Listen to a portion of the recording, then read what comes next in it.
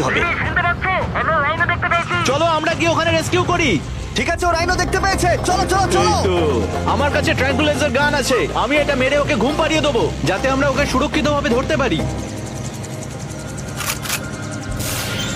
আমরা পেরেছি। Chandler রাইনোকে hit করেছে। চলো চলো একটা রাইনো ঘুমিয়ে পড়েছে, পরেরটা দেখি। Chandler, good shot. প্রথমেই আমরা ওর অ্যান্টি পোচিং কলারটা খুলে নেব, আর সেটা এইভাবে হবে। এই কলারটা রাইনোর স্পিড ট্র্যাক করে, আর এর ফলে ও স্থানীয় জায়গাতেই থেকে যায়। যদি হঠাৎ রাইনো খোলামেলা জায়গায় দৌড়তে শুরু করে যখন চারপাশে কোনো প্রাণী নেই, তখন আমরা জানি শিকারীরা ওকে মারার চেষ্টা করতে পারে। আমরা চেষ্টা করব যাতে এই রাইনোদের আয়ু অনেকটাই বেড়ে যায়, কারণ ওদের সংখ্যা খুব একটা বেশি নয় পৃথিবীতে। হ্যাঁ, তোমাকে অনেক ধন্যবাদ, এটাই আমার বলার ছিল। তাহলে এটা হলো একটা মাইক্রোচিপ, যেটা আমরা ওর শিঙের ভেতরে ঢুকিয়ে দেব। তারপর সেটা আঠা দিয়ে আটকে দেব। এবার যদি কোনো শিকারী ওকে বেআইনি ভাবে মারার চেষ্টা করে, তাহলে কালোবাজারে ওর শিং বিক্রি করার সময় আমরা ট্রেস করে ওদেরকে ধরতেও পারবো। এবার এই রাইনোকে এমন একটা জায়গায় নিয়ে যাওয়া যাক যেখানে বড় রাইনো একে মারতে পারবে না। আমি জানি এটা দেখে বড় অদ্ভুত লাগছে,